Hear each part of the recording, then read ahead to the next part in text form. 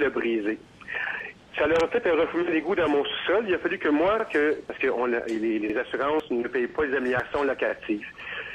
Le refoulement d'égout a fait que ma canalisation, ma vieille canalisation de 100 ans, elle a ce qui dit c'est déploté, parce que c'est des choses qui sont rentrées dans l'autre. C'est une augmentation de coût pour vous, puis il fallait oui, ça coûtait 40 000 réparer ça. Là, vous essayez de dire aux locataires, écoutez, on aurait fait la rentrée d'eau puis les égouts. Mais oui, mais c'est pas chez nous. Ça, c'est une chose. C'est vis-à-vis la mauvaise entretien de la ville. La deuxième chose, dans le Chalaga Maisonneuve, cette année, on a eu une augmentation de 3 200 $ directement sur mes assurances, dû aux fameuses guerres là, que les maisons de ville puis les condos passent en feu.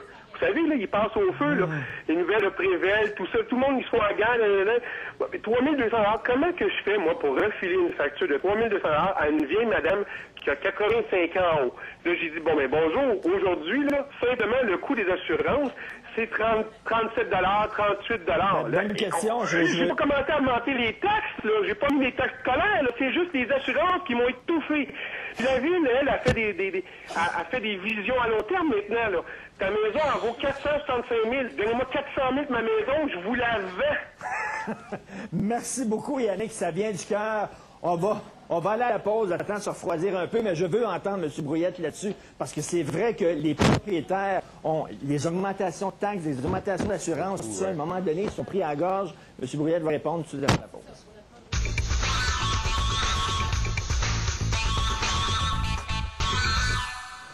Alors, il y a une manifestation aujourd'hui contre la hausse abusive de certains loyers. Est-ce qu'il y a des propriétaires qui exagèrent? Est-ce qu'on devrait demander au gouvernement de s'en mêler? M. Brouillette, Hans Brouillette de la Corporation des propriétaires immobiliers du Québec, avant la pause, il y avait un propriétaire en furie.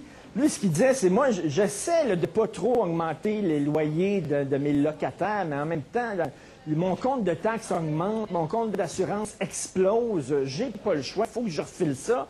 Et puis, ben, je suis dans Hochelaga Maisonneuve, puis mes locataires, ben, ils n'ont pas d'argent. Fait que je fais? Je suis pris à la gorge. Est-ce que c'est une réalité, ça, de certains propriétaires aussi, qui ne veulent pas augmenter leur loyer, mais qui sont comme obligés? Non seulement c'est une réalité, mais attendez-vous à ce que les années qui viennent, ça va être pire, parce que là, on va avoir des taux hypothécaires qui vont augmenter. Et ça, c'est pas transférable aux locataires. C'est pas parce que notre taux d'intérêt d'emprunt à la banque augmente qu'on va pouvoir transférer ça aux locataires. Donc, il va y avoir des propriétaires en difficulté financière. Il y a des propriétaires qui ont payé effectivement le gros prix pour devenir propriétaires d'un duplex, un triplex, mais qui ont des travaux à faire, des travaux majeurs. Donc, des investissements qui sont nécessaires. Et peut-être qu'effectivement, il y a une dame qui est là depuis 20 ans. Elle est très bonne locataire, elle paie régulièrement, elle fait pas de trouble. On ne l'a pas beaucoup augmenté parce qu'on l'aimait bien, on voulait la garder.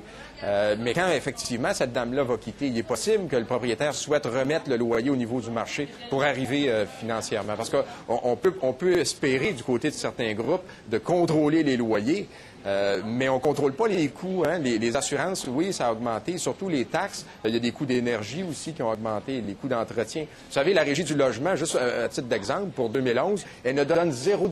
Elle donne 0 $ à un propriétaire qui a fait de l'entretien versus un autre propriétaire qui n'en a pas fait. Alors, c'est sûr qu'on n'arrive plus à un moment donné. Là, il y a M. Deschênes qui nous écrivait un peu plus tôt dans l'émission puis qui disait « Moi, ça me tentait d'acheter un triplex, je regardais ça, puis j'arriverais pas, c'est plus intéressant. » Est-ce que c'est une réalité aussi qu'il y a des gens qui voulaient être propriétaires puis qui disent « Le jeu n'en vaut plus à la chandelle » ? Depuis quelques années, oui. Depuis quelques années, on parle de duplex, triplex, les ratios, là, le revenu qui est généré par l'immeuble versus le prix de vente, ça fonctionne plus, là. Qu'est-ce qui fait que les prix sont quand même payés très élevés? C'est qu'il y a des personnes qui vont choisir de les occuper, ces immeubles-là. Donc, propriétaires occupants. Et là, le calcul financier, on tourne un peu plus les coins ronds, on dit « je le veux, cet immeuble-là, c'est là que je veux vivre », donc on est prêt à faire des concessions. Mais si on parle d'acheter un triplex et dans le but d'investir et de louer les 3 logements, les ratios ne fonctionnent plus, là. Pas avec les prix de vente versus les revenus qui n'ont pas suivi. M. Trépanier du regroupement des comités logements et associations de locataires du Québec. M. Trépanier, c'est certain qu'il y a des propriétaires, on en voit, il y a souvent des reportages chez nous ici de propriétaires dégueulasses avec des logements insalubres, des loyers qui n'ont pas de bon sens. Ça, c'est des crosseurs, c'est des arnaqueurs, on le comprend. Mais il y a des propriétaires, comme Yannick disait avant la pause, qui n'ont pas le choix. Ils regardent leur compte de taxes, ils regardent leur compte d'assurance. Il faut qu'ils refilent ça aux locataires. Mais c'est clair, pour la société québécoise, la flambée du coût des maisons et l'augmentation importante du coût des loyers des dernières années est nuisible pour la plupart des membres de la société québécoise. Donc, c'est pour ça que ça faudrait que M. Lessard, le ministre responsable des Affaires municipales, puisse vraiment agir sur ce problème-là. Le problème, c'est effectivement, il y a les gens donc, qui habitent un logement en tant que locataire et certains propriétaires sont victimes de la flambée des prix et de l'augmentation massive du coût des loyers. Donc, vu l'inaction gouvernementale, comme la régie du logement, son travail n'est pas obligatoire, son intervention n'est pas obligatoire, a fait en sorte qu'on se retrouve aujourd'hui dans une situation comme celle-là. Peut-être pour revenir à l'histoire de l'homme à Hochelaga-Maisonneuve, c'est sûr que peut-être informer que dans Rosemont-Petite-Patrie, il y a d'autres propriétaires qui ont fait un recours collectif contre la Ville, donc ils pourraient récupérer peut-être une partie de ces sommes-là, vu que c'était une défectuosité des égouts de la Ville. Mais également, pour tout ce qui est le reste, augmentation de taxes, augmentation d'assurance, si ça se rend à la régie du logement suite au refus du locataire, toutes ces augmentations-là sont 100% admissibles à l'augmentation du loyer et sont réparties sur l'ensemble des loyers du bloc. On a Carole au bout du fil. Carole, on vous écoute. Vous en pensez quoi, vous? Est-ce que le gouvernement devrait s'en mêler pour justement empêcher les hausses abusives de loyer? Bonjour, M. Martineau. Bonjour. Moi, je vous dis que oui, parce qu'il y a un énorme abus de la part des propriétaires pour les futurs locataires qui vont habiter le logement qu'ils vont voir pour louer. Moi, j'ai passé par là. Il y a 4 ans qu'on va commencer cette année. On est venu visiter le logement, était à 560, c'était une dame âgée. Quand on a signé le bail, il était rendu à 595. Il a monté d'un coup parce qu'on arrivait. Et plus pire que ça, c'est quand tu as signé le bail, pas avant. Quand tu as signé le bail, le propriétaire va même t'aviser. Ta peinture à tes frais, tout ce que tu fais, c'est à tes frais parce que tu viens d'arriver, on ne te connaît pas. Après ça, on pourra. Mais Carole, peut-être que ça fait des années que ce propriétaire-là, il y avait justement des coûts qui explosaient à cause des assurances puis des taxes. Puis il n'avait pas le choix, lui, d'augmenter le loyer de 35$ par mois pour arriver, là. Monsieur Martineau, je vais vous dire une chose. Je suis dans Hochelaga-Maisonneuve et je vais vous dire que les logements dans ces coins-là, c'est pas le Pérou. On s'entend-tu, mais ça fait la job, on a un toit sur notre tête. Mais je peux vous dire une chose, c'est que la bâtisse de ce monsieur-là est à 300% payée. Et maintenant, quand tu as signé et tu as quelque chose de brisé ou quoi, cours après.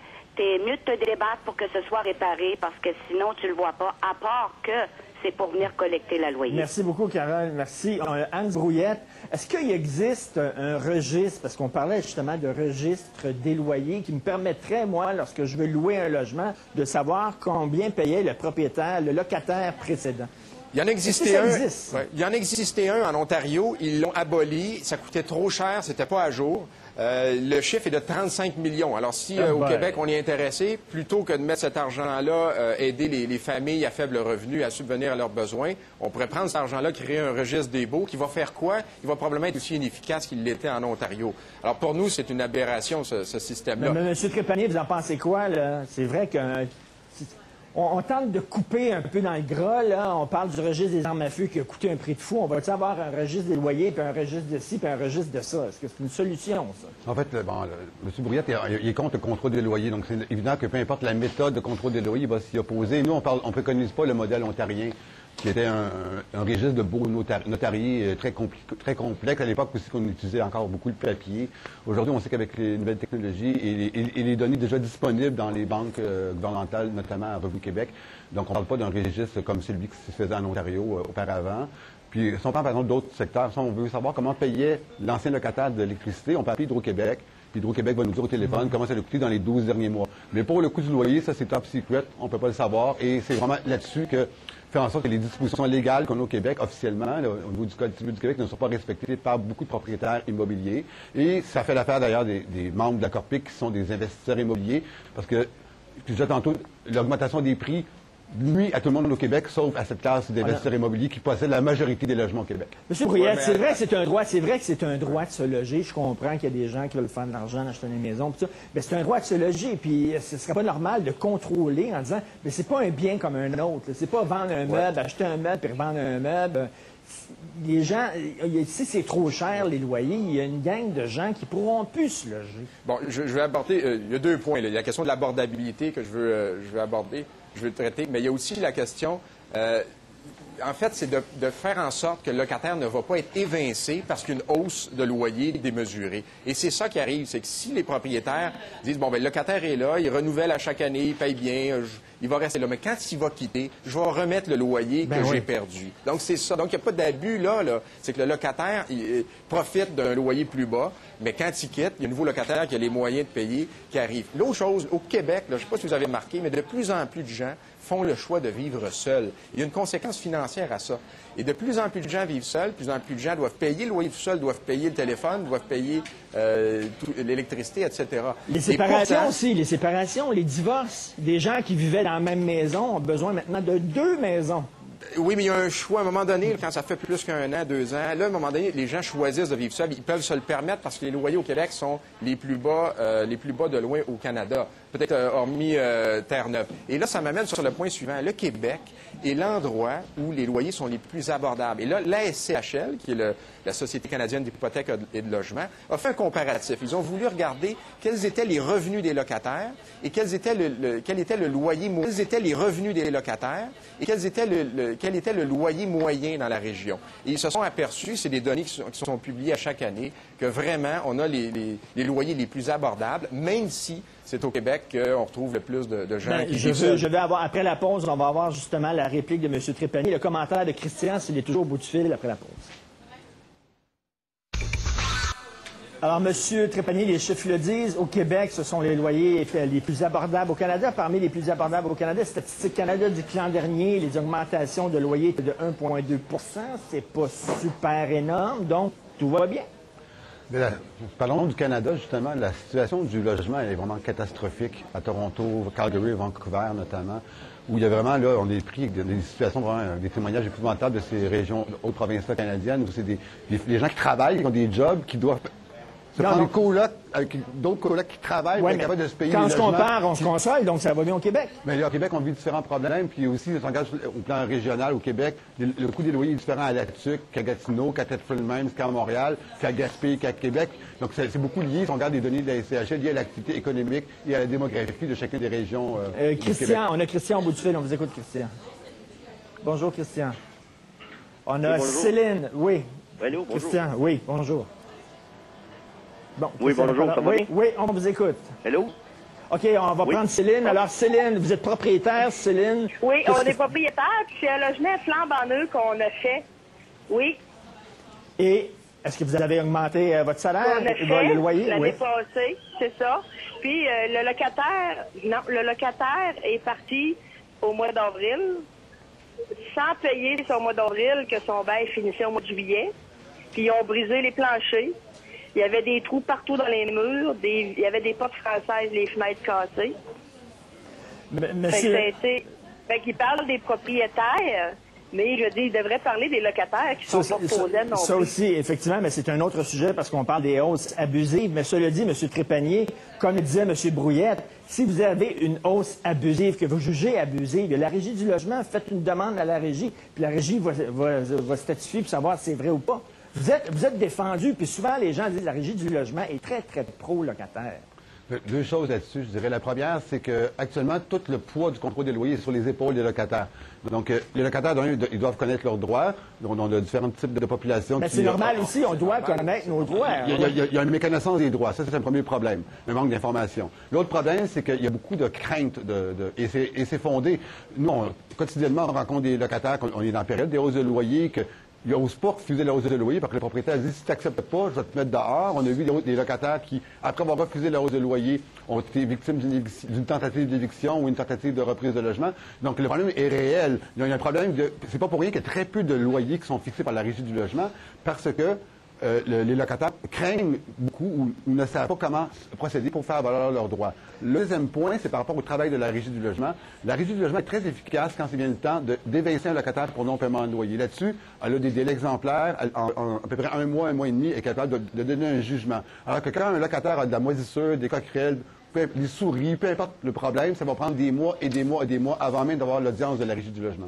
Monsieur Brouillette, on n'a pas vraiment le temps de conclure, il reste très peu de temps, mais j'imagine que vous, un contrôle gouvernemental des loyers, c'est vraiment pas ce que vous souhaitez. J'imagine que vous dites qu'il y a déjà la Régie du logement qui s'en occupe très bien. En tout cas, on va entendre parler de ce sujet-là certainement au cours des prochains jours. On rappelle qu'il y a une manifestation aujourd'hui. Nous, on se revoit demain avec un autre sujet à 12h30 et j'espère une autre température aussi. Merci beaucoup aux auditeurs et ça nous invite.